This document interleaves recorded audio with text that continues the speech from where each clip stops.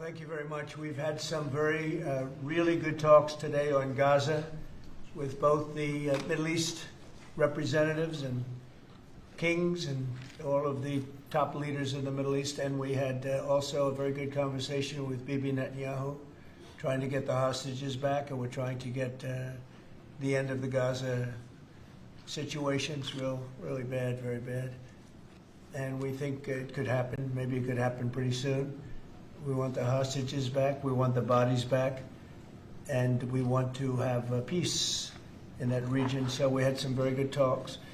As you know, I had President Erdogan here, Turkey, and we had a great meeting today. I think we had a meeting that was very conclusive in so many different things that we wanted, things that he wanted, and that was good. We'll be announcing that sometime later.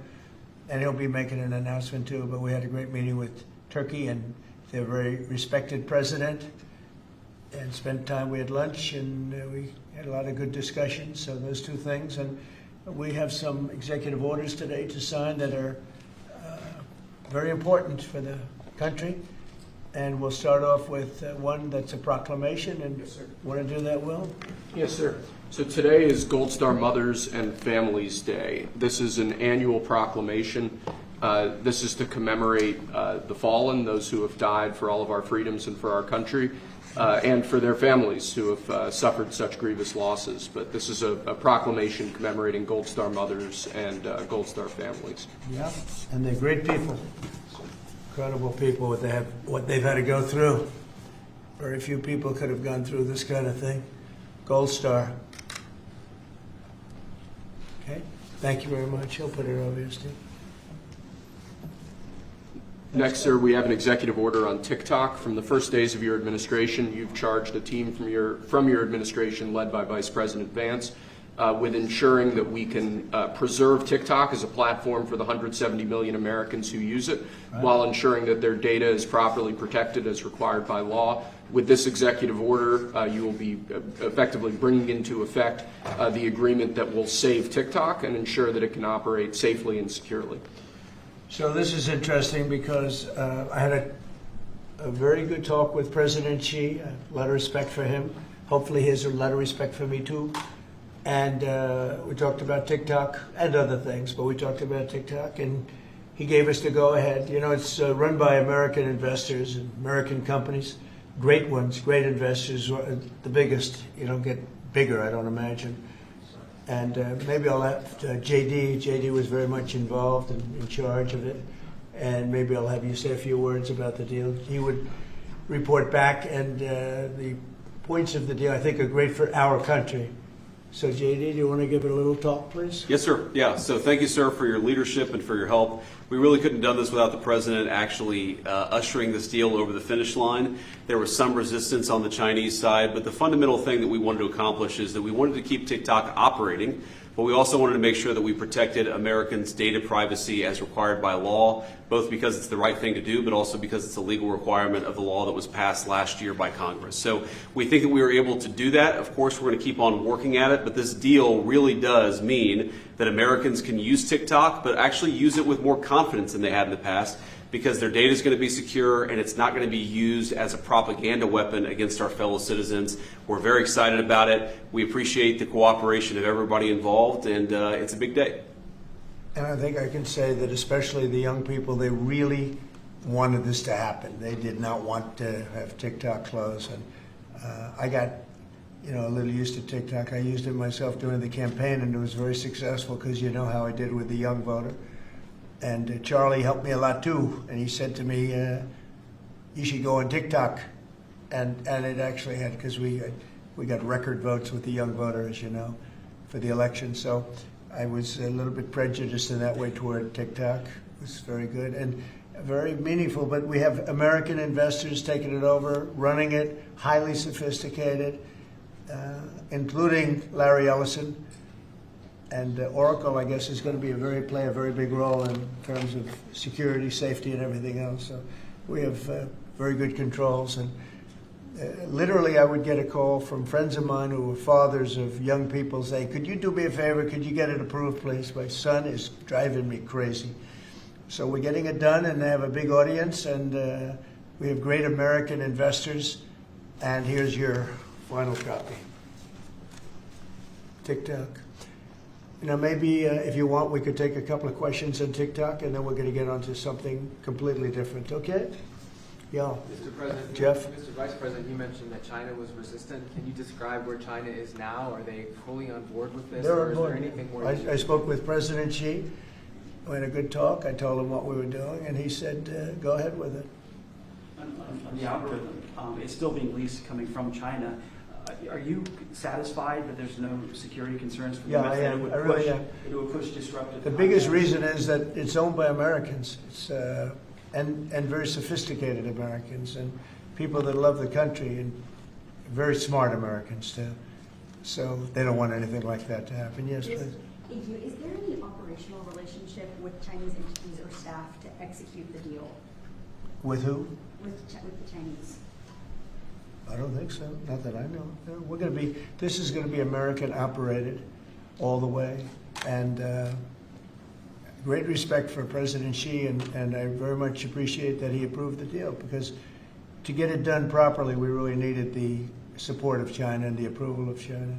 Yes, ma'am. Mr. President, now that Americans will have operational control, do you want to see the algorithm suggest more MAGA-related content prioritized? I always like MAGA related. If I could, I'd make it 100% MAGA related.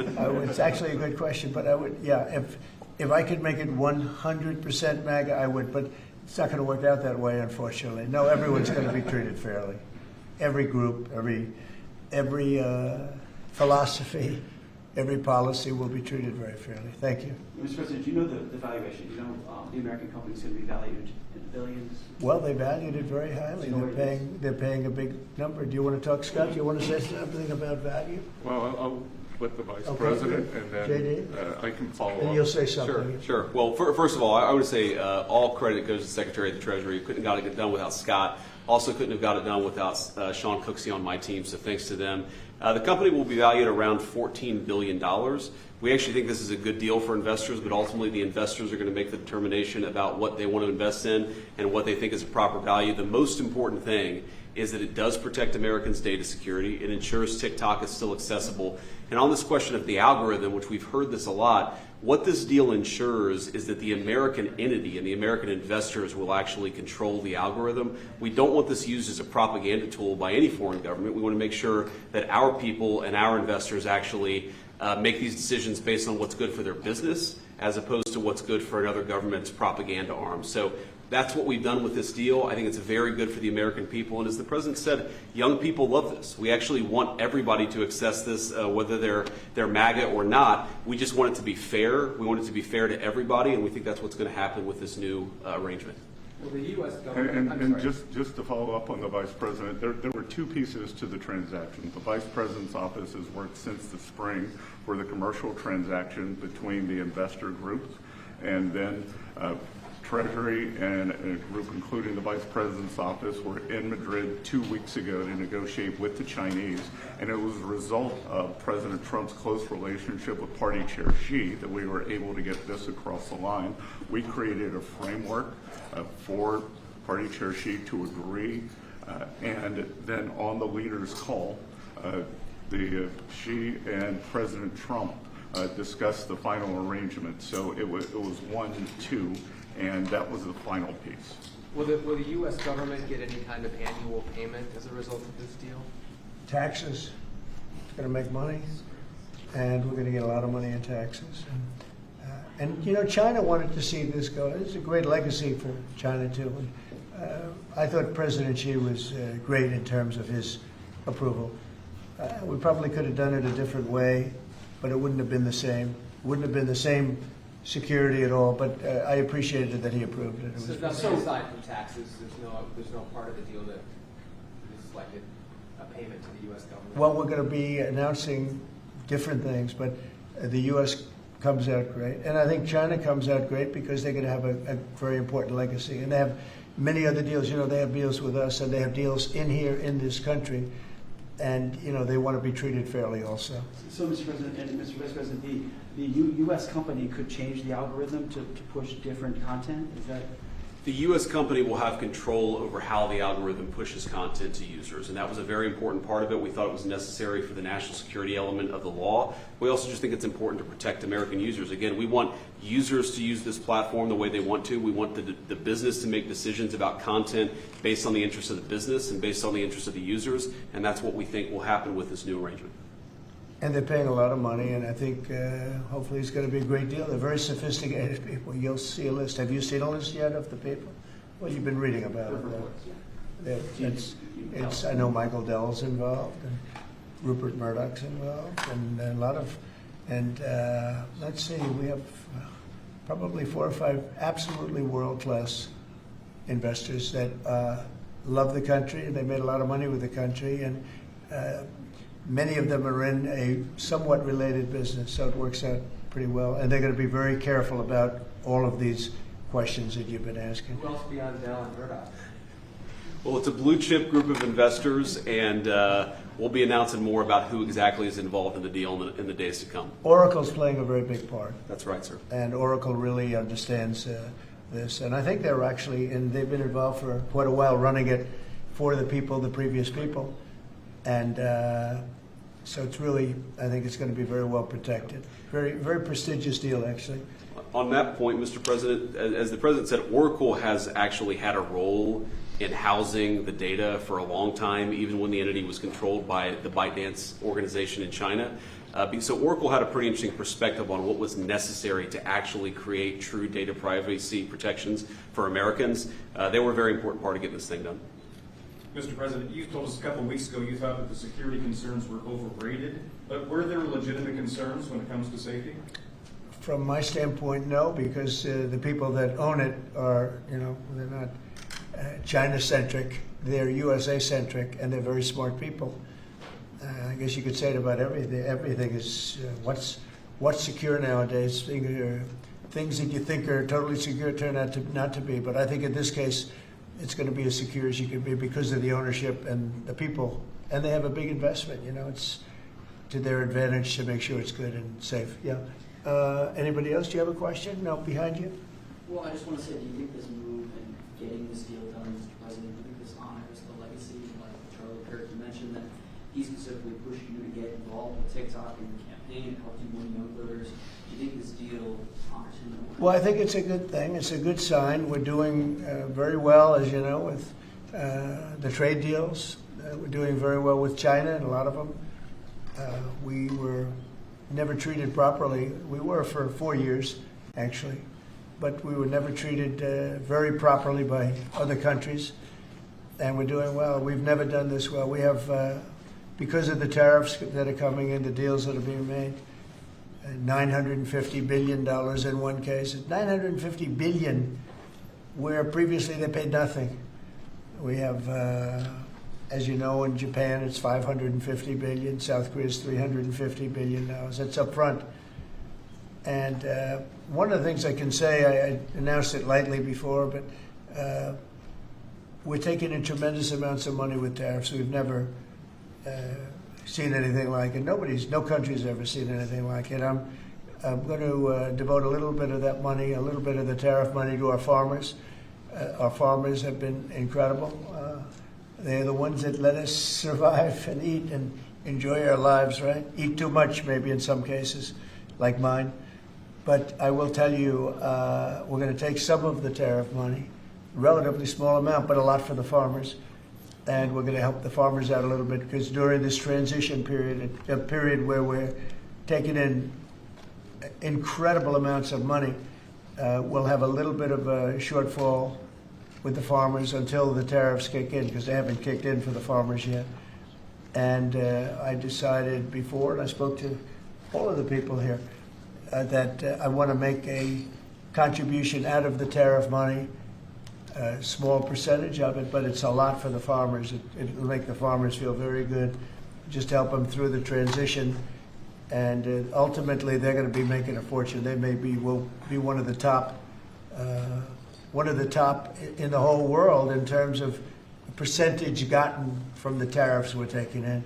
But we have so much coming in; it's a very small thing. But I want to, in fact, just get the word out to the farmer because they'll be struggling until the transition's complete. Then after that, they're going to do, I think, better than they've ever done before. Last time I said, get yourself a larger tractor and more land. And that was when they were doing very poorly, and they ended up doing that, and they did very well. That was with the deal we made with China. Unfortunately, Biden forgot about the deal, and he never enforced. I enforced it till the end, and China was very honorable. But when Biden came in, he didn't enforce it, so when you don't enforce a deal, they don't do it, so it's terrible. Biden was very bad to the farmers of our country. So we're going to be doing that. It's an honor to do it, too. Brian, did you have a question? Yeah, I was just going to say, what's your message to the millions of small businesses here in the U.S. that really rely on TikTok to reach their end user, to market their service and their product? Well, thank you for that question, because honestly, we were getting hit up. They use it for virtual advertising, and they pay very little for it and nothing for it. And small businesses have become very successful because of TikTok.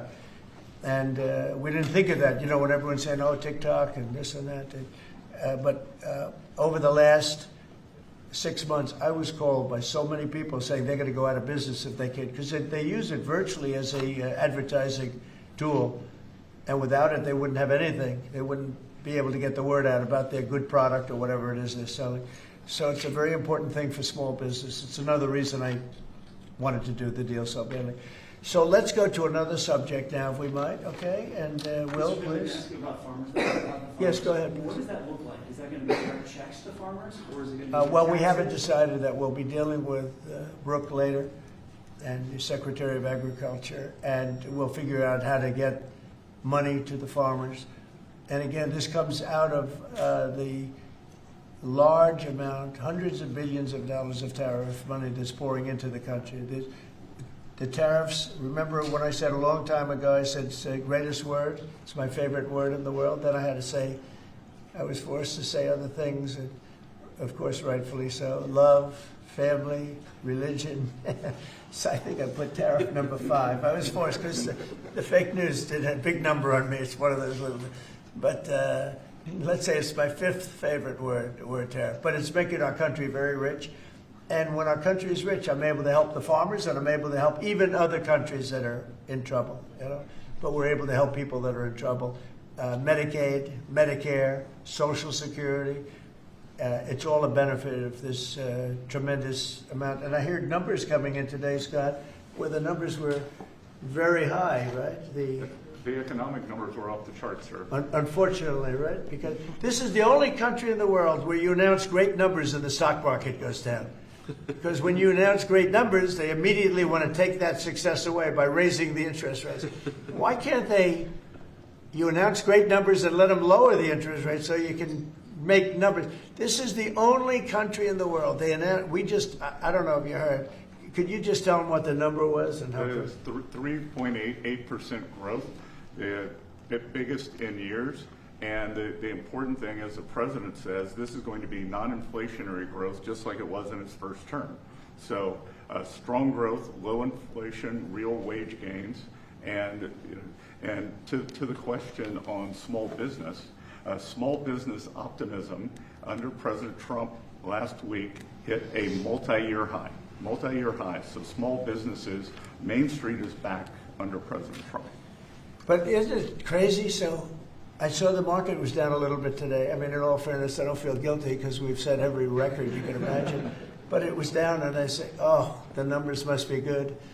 Meaning the growth numbers are phenomenal. And again, this is during, but a little bit of the heavy, the really success and the money pouring into our country through the tariffs.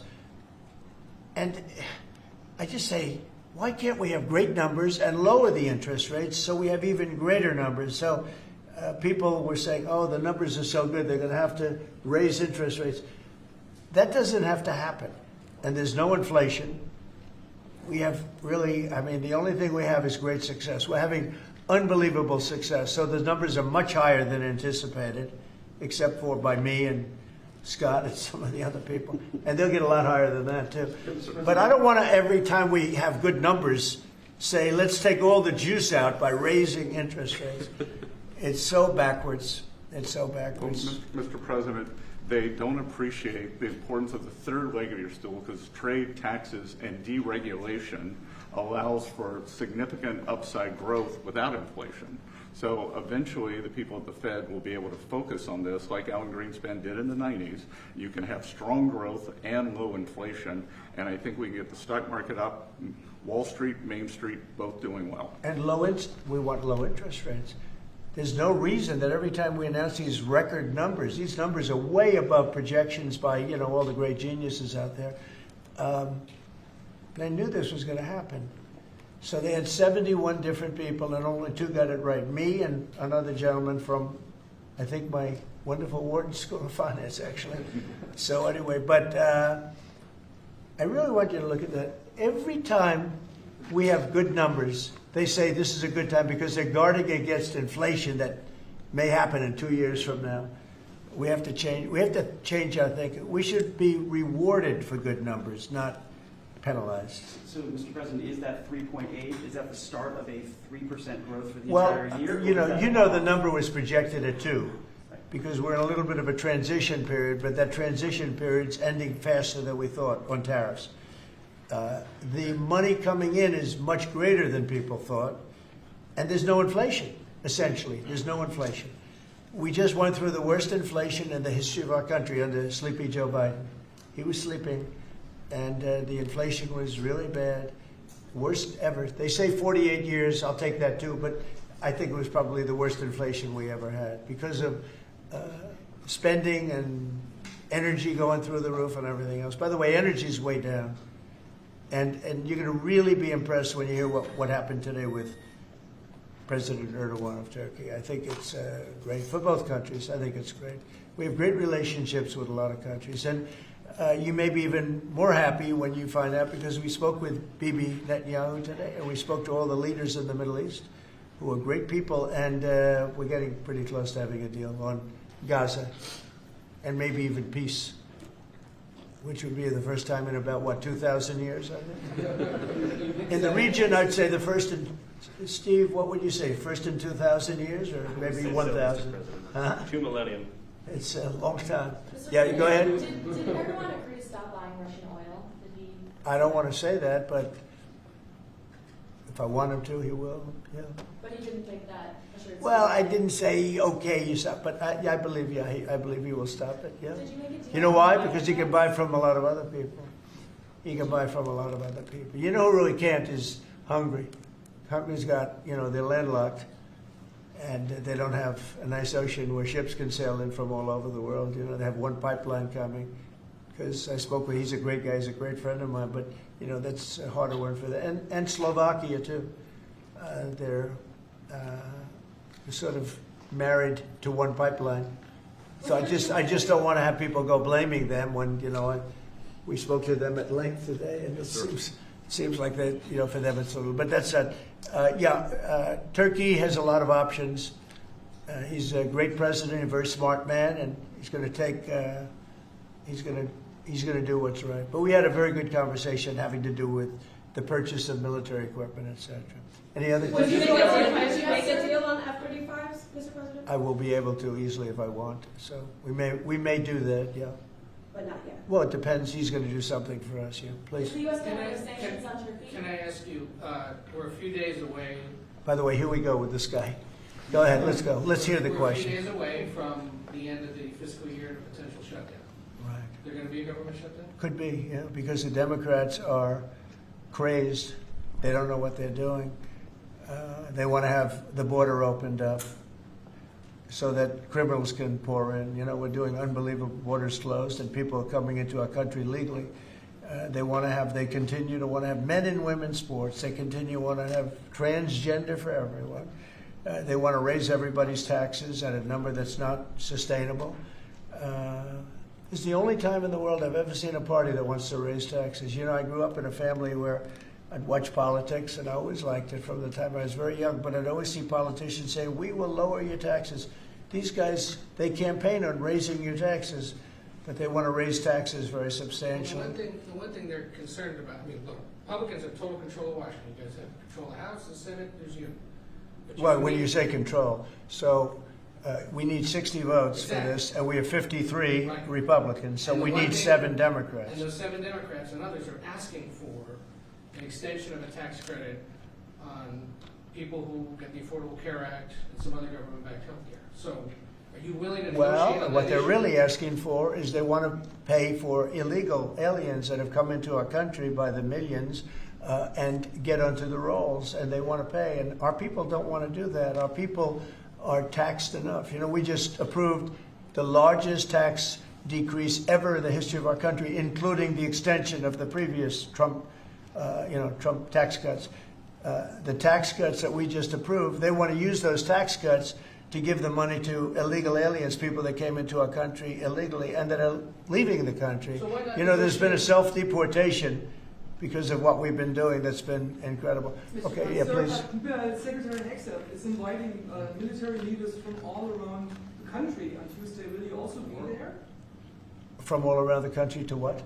To Virginia. He's To He's Virginia? inviting the generals and admirals to Virginia for a big meeting. They're not sure why. Well, I know, I love it. I mean, I think it's great. Let them be friendly. Let them be friendly with the generals and admirals from all over the world. Why, is there something, no, but is there something wrong with it? And what is it about? Will you be there personally as well? And what is it about? Well, I'll be there if they want me, but why is that such a big deal? I mean, the fact that we're getting along with the generals and admirals from all, remember, I'm the president of peace. It's good to get along. It's good. You act like this is a bad thing. Isn't it nice that people are coming from all over the world to be with us? It's not particularly unusual that generals who report to the Secretary of War and then to the President of the United States are coming to speak with the Secretary of War. It's actually not unusual at all, and I think it's odd that you guys have made it into such a big story. Is it a big story? I mean, I don't think it is, sir. I would think it's, no, but isn't it a good story? I mean, you know, we're respected from all over the world as a military force. You know, I rebuilt the military during my first term, even though we gave a chunk of it away to Afghanistan. But we're talking Afghanistan too, by the way, about Bagram and about that. But that's a very small amount compared to what we rebuilt it by. But I rebuilt the military, and we're very respected. We have the strongest military anywhere in the world without question. We have the greatest equipment in the world. We're selling the equipment to other countries. And a lot of generals want to be here, and they want to look at they're also going to be touring equipment sites. They're going to be talking about the newest weapons, et cetera, et cetera. But I think it's great when generals and top people want to come to the United States to be with our now called Secretary of War. Does everybody like the name? I do. You said something Yeah, really please. interesting this week about Ukraine, that you thought Ukraine could get back all the territory that Russia had taken. Yeah, they have a shot at it because Russia. What prompted you to change your thoughts on Well, that? because I've been watching the way what Russia's been doing. I'm very dissatisfied with what Russia's doing and what President Putin is doing. I haven't liked it at all. He's killing people for no reason whatsoever. And they are doing very poorly, considering they have put it all out on the line. Their economy is going to hell.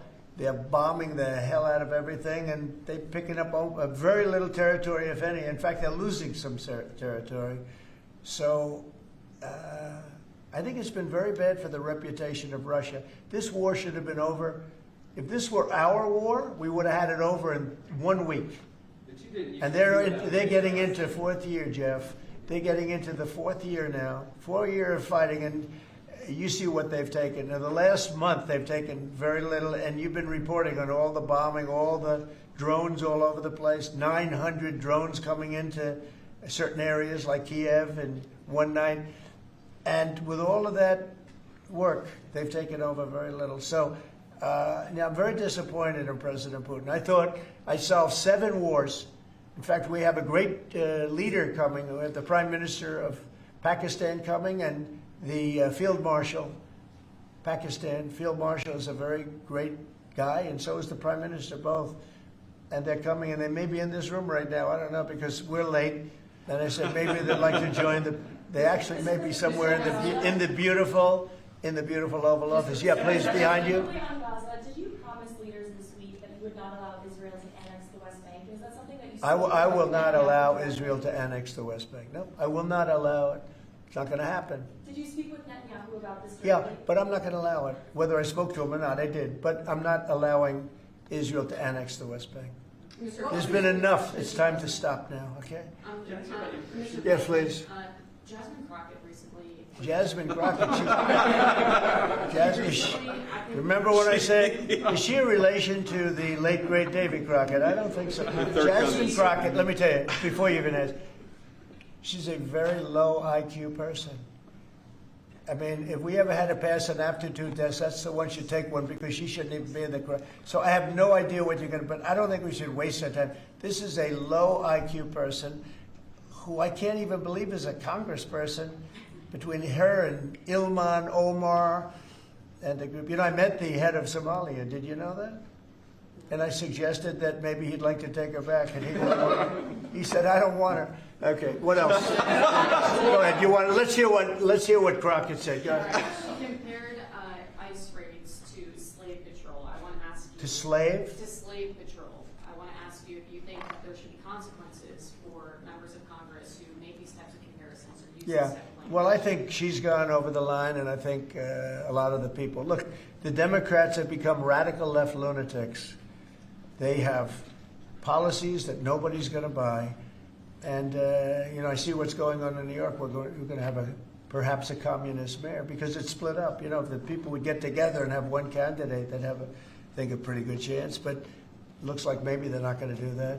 But we're going to end up with a communist mayor. It's not even believable, my beautiful New York. When I left New York to become president, it was a great place. But it was the beginning of bad things because we had de Blasio had just started as mayor. And I said, this guy's this guy's a real nut job. Went to Harvard to teach management. Can you believe it? He went to Harvard to teach city management along with the mayor of Chicago, who went to Harvard to teach. The two of them are teaching how to manage a city manage it into hell is what they do.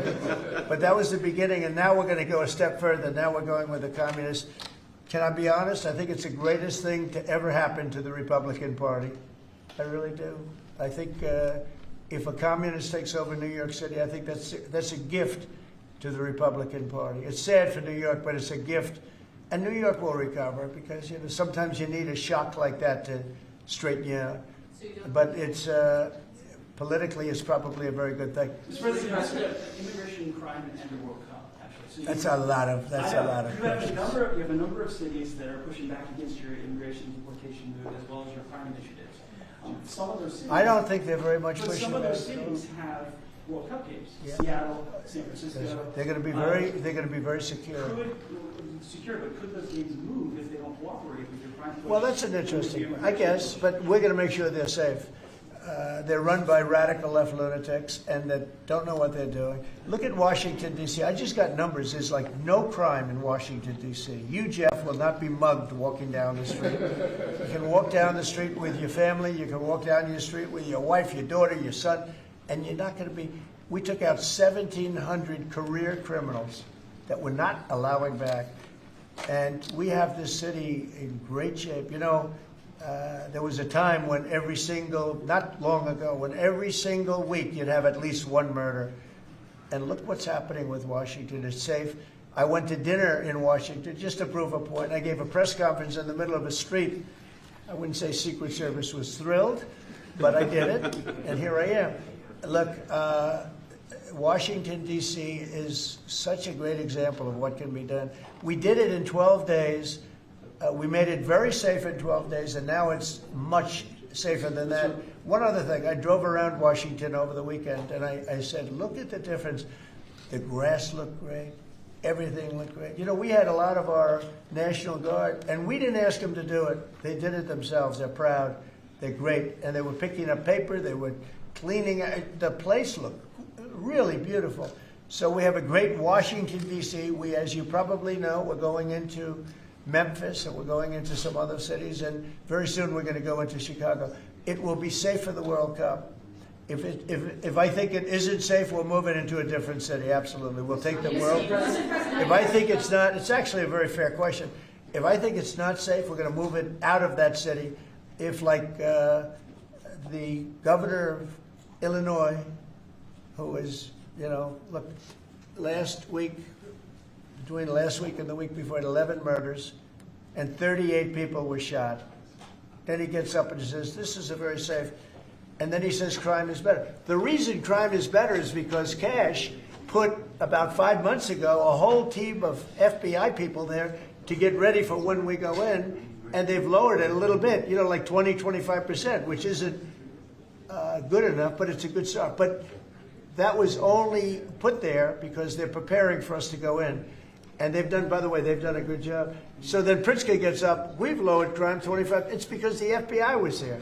So, no, if any city we think is going to be even a little bit dangerous for the World Cup or for the Olympics, you know, where they have Olympic overthrow, right?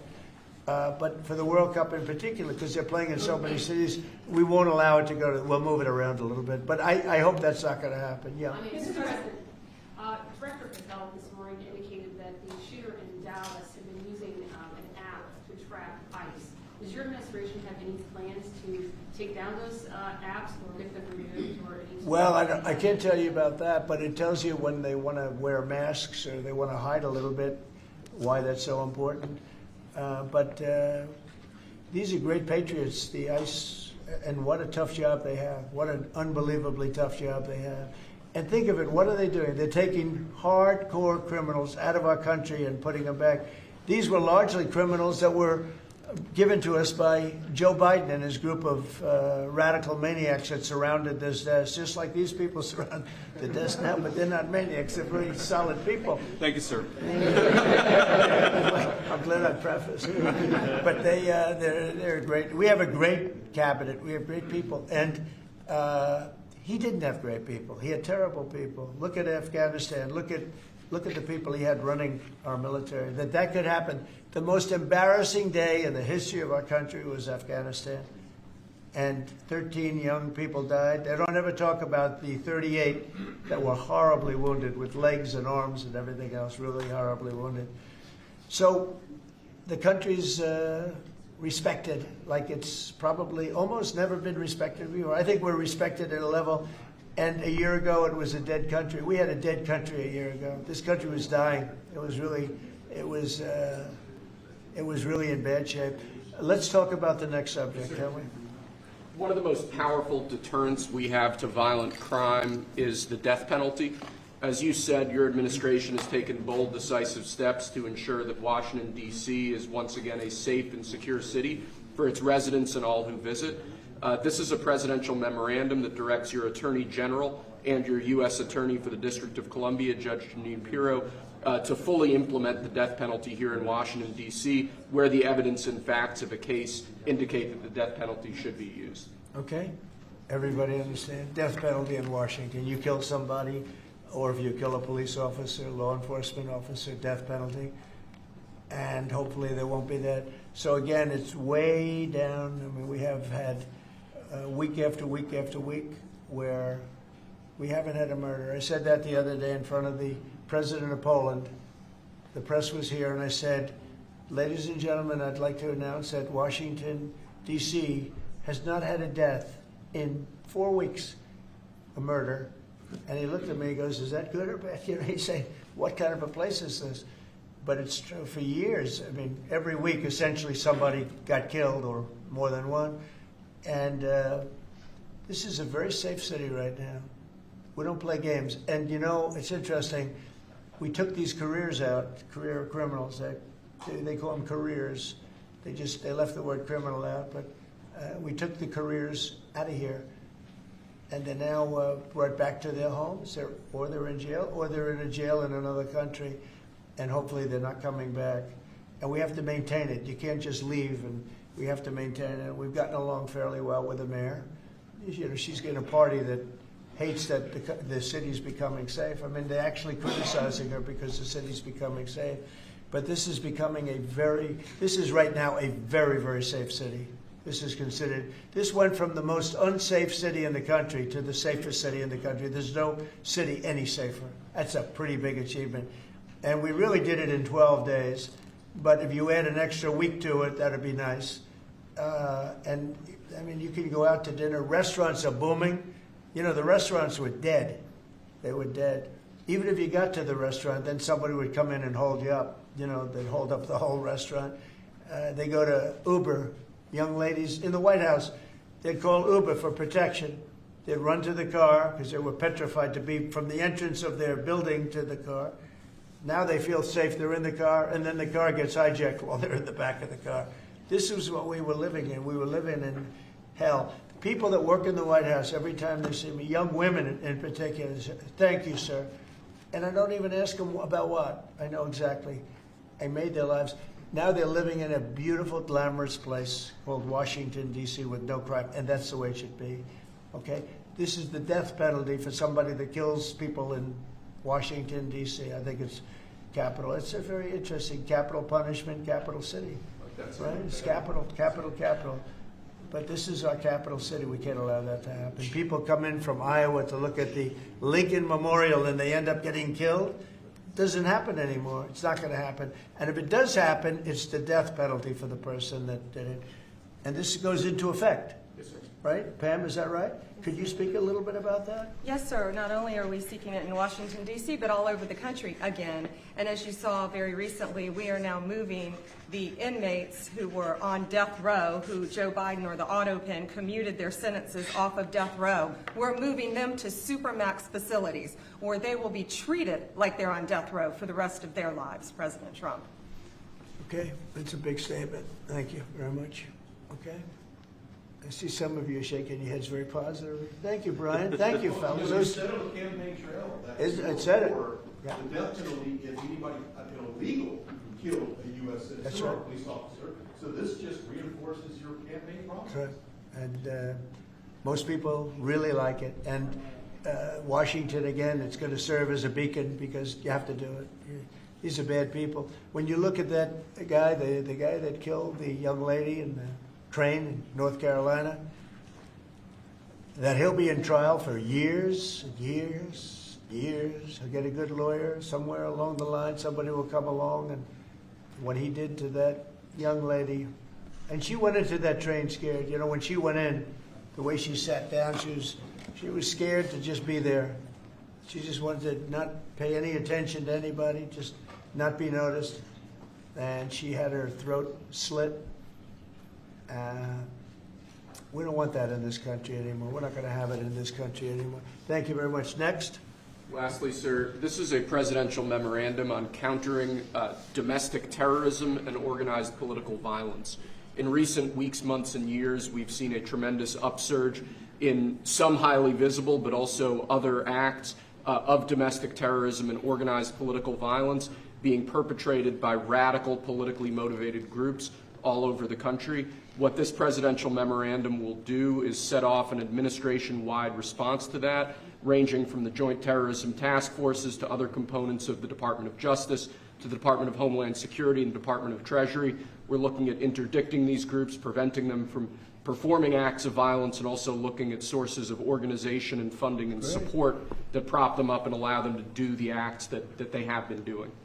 We're looking at the funders of a lot of these groups, and you know, when you see the signs, and they're all beautiful signs made professionally, these aren't your protesters that make the sign in their basement late in the evening because they really believe it. These are anarchists and agitators, professional anarchists and agitators, and they get hired by wealthy people, some of whom I know, I guess, you know, probably know them. And you wouldn't know it. You're at dinner with them, everything's nice, and then you find out that they funded millions of dollars to these lunatics. Steve, could you say a couple of words? Yes, Mr. President. This is a very historic and significant day. This is the first time in American history that there is an all-of-government effort to dismantle left-wing terrorism, to dismantle Antifa, to dismantle the organizations that have been carrying out these acts of political violence and terrorism. What we have seen, if you look at whether it be going back to the riots that started with Black Lives Matter and all the way through to the Antifa riots, the attacks on ICE officers, the doxing campaigns, and now the political assassinations, these are not lone, isolated events. This is part of an organized campaign of radical left terrorism. It is structured, it is sophisticated, it is well-funded, it is well-planned. There is really no parallel like this to anything else in the country right now. There is an entire system of feeder organizations that provide money, resources, weapons, and when they're attacking ICE officers, they're attacking federal buildings, or they're isolating public officials for harassment, doxing, intimidation, and ultimately attempted assassination. It is all carefully planned, executed, and thought through. It is terrorism on our soil. Because of this executive order, Cash and Pam are going to have the tools they need, working with Scott, to take these organizations apart piece by piece. And the central hub of that effort is going to be the Joint Terrorism Task Force, or JTTF, which sits inside the Federal Bureau of Investigation. But for those at home who are worried about terrorism in this country, they need to understand, because of President Trump's strength, because of his vision, because of his leadership, we are now going to use the entire force of the federal government to uproot these organizations root and branch. And again, that's only possible because of President Trump and his leadership. Thank you. Steve Cash, please. Yes, as Steve was saying, Mr. President, thanks to your leadership, crime is going downward in a tremendous fashion, and that's what we want for every city in America. And the FBI's premier flagship enterprise, the Joint Terrorism Task Force, are honored to lead this initiative with our partners at Treasury and Homeland Security, because our citizens are being attacked by, as Stephen said, organized violence, and it's being paid for, not by them, by other people. So what we are going to do, combining forces as Scott and I have done in these last few months, is follow the money. People and organizations have collected funds and put them out into the streets of America and organized violence across our country. And thanks to your recognition of this and this executive order and the AG's leadership to lead out and prosecute these individuals, we are properly going to chase them down like the domestic terrorists that they are. And our streets and our communities are going to be safer because the JTTF and the FBI and Treasury and DHS and DOJ are going to combine forces like never before to root out this new evil that is perpetrating our criminal activities across our societies. And we are just so thankful for your leadership and recognition of it. It's not easy to do. Good job. Thank you very much. Who Pam? specifically do you want to target? What? Besides Antifa, is there a specific group or person you're targeting with this? Any organized group. Any organized Any group? organized group who are committing these crimes, and we're working with the Secretary of Treasury. You know what law enforcement has told us under President Trump's leadership? He's taken the handcuffs off law enforcement. They can do their jobs now, thanks to you, President Trump, and that's what's happening.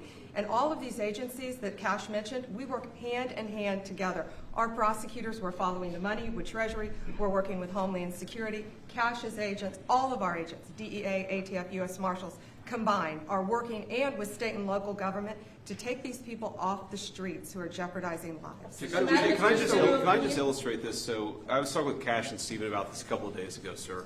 So I believe it was in Oregon where you had a federal building where there were men in black ski masks who were committing acts of violence, who were shutting down a government building. To the president's point, they don't come from nowhere. These are paid people. This is organized. They're committing acts of political terrorism on American soil. And it's time we had a government that looked out for the American people rather than the people who are committing violence against the American people.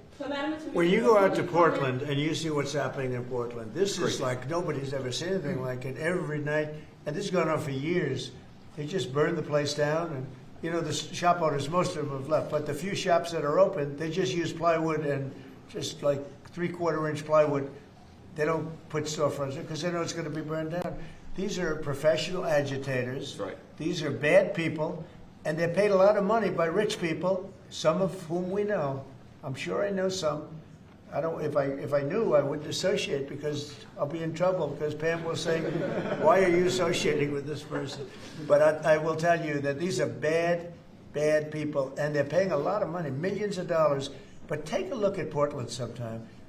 These are wild. These are crazy people, and they're trying to burn down buildings, including federal buildings. And on my list of things that I want to do before we finish up with the cities, because I think we're going to whip the cities back into shape, and we have to. We cannot let our cities, and that's a small example, but it's the most violent example. It's every night, and they've done it for years. You think maybe at some point they made their point, and what are they doing? But we're going to get out there, and we're going to do a pretty big number of those people in Portland that are doing that. They're professional agitators and anarchists. They're actually anarchists, yeah. Go ahead, why don't you defend? Let's see you defend them, Jeff. No, I'm not defending anyone. I just want, so that we can just explain this in our stories. Could you name a couple? You don't explain it right, though, Jeff. Go ahead, let's go. Maybe let's give you another chance. Go ahead. Antifa, Soros, what names are we talking about? Well, Soros is a name certainly that I keep hearing. I don't know, but Soros is a name that I hear. I hear a lot of different names. I hear names of some pretty rich people that are radical left people. Maybe I hear about a guy named Reid Hoffman. Somebody's a pretty rich guy, I guess, and I hear about him. I don't know. Maybe could be him. Could be a lot of people. We hear the same names, but they're bad, and we're going to find out. And if they are funding these things, they're going to have some problems because they're agitators and they're anarchists. These are anarchists, really bad. Okay, yeah, please. Mr. General, can you, Mr. President, can you comment on, Who are you Mr. with? President, Who are you with? I'm with the Center Square. Sarah Rodriguez is my name. Sarah, there's also, as you know, Antifa is not just a domestic terror, or now a domestic terror organization. It's also international. I know the Netherlands is looking at also designating them a terror organization. Right. Have you been working with your intel community and your DNI to possibly expand that to making them designated Yes, an we have. international terror Yeah, organization? we have been. Yep. It's an international. In many cases, it is international. Mr. Yeah. President, on Antifa, if someone takes to the streets of America and says they're Antifa, what happens to them? What will happen to them? Well, I'd say the maximum under the law, and we'll see. Now, if they kill somebody, we just signed a death penalty, so it depends where it is. But if they kill somebody, which they do, I mean, people are dying. You go out to Portland, people die out there. Many people have died over the years in Portland. Portland is, I don't know how anybody lives there. It's amazing. But it's anarchy out there, and that's what they want. They want anarchy, like when they attacked Seattle and took over a big percentage of the city. I was going to go out, and we were going to do a big number. They heard that, and everybody broke up all of a sudden. But, you know, you have governors that have to run that, and a lot of them don't do that. I don't like to go in. I'd rather have Pritzker's support when we go into Chicago. But if we don't have it, that's okay, too, because we're paramount, and we will do what we have to do. We're going to make Chicago safe. We're going to make we're going to make as many as we can, and usually that involves a surge. But what we did with, in the case of Chicago, by having the FBI go out there 5 or 6 months ago, we brought it down a little bit. You know, a little bit is 25%, so it's not so little, but it is when you're talking about the kind of crime and killings and murders that you hear in Chicago. But we're going to get it. Chicago's a great city. As the Union Pacific said, the head of the Union Pacific, who's a great guy, started off as a low-rung guy. He said he started at a caboose, and now he's the chairman of the Union Pacific. But he's a great guy. But he said, "Sir, don't lose Chicago." The way he said it, I said, boy, it really hit me. You know, here's a man that knows all the cities. The Union Pacific, I guess, is our largest railroad, and he knows all the cities. He's been doing it for 45 years, and he said, "Sir, don't lose Chicago." And the way he said that meant a lot to me, and we're going to go into Chicago very soon. We're going to take care of Memphis. We're going to take care of Memphis. You can't walk a block without getting shot. We're going to take care of that one, and just like we did Washington, D.C., and we're going to do Chicago very soon. Yeah. Mr. President, we heard there could be an indictment on James Comey. Do you know if there is an indictment, or Madam Attorney? I don't know. I know it's going on because I read the papers just like you do, right? So I don't know. Do you have anything to say about that? We can't comment on that. Madam Attorney General, can you comment on a New York Times report saying that Justice Department officials have asked attorneys to target a George Soros-funded group? And is this executive order that you just signed a part of that effort? I'm not going to comment on whether there is or is not a pending investigation, but everything's on the table right now. I don't think anybody has to ask, because if you look at Soros, he's at the top of every. In fact, sometimes they say, could he be involved in this many things? But he's in every story that I read. Stories that I read keep talking about Soros, and so, you know, I guess he'd be a likely candidate.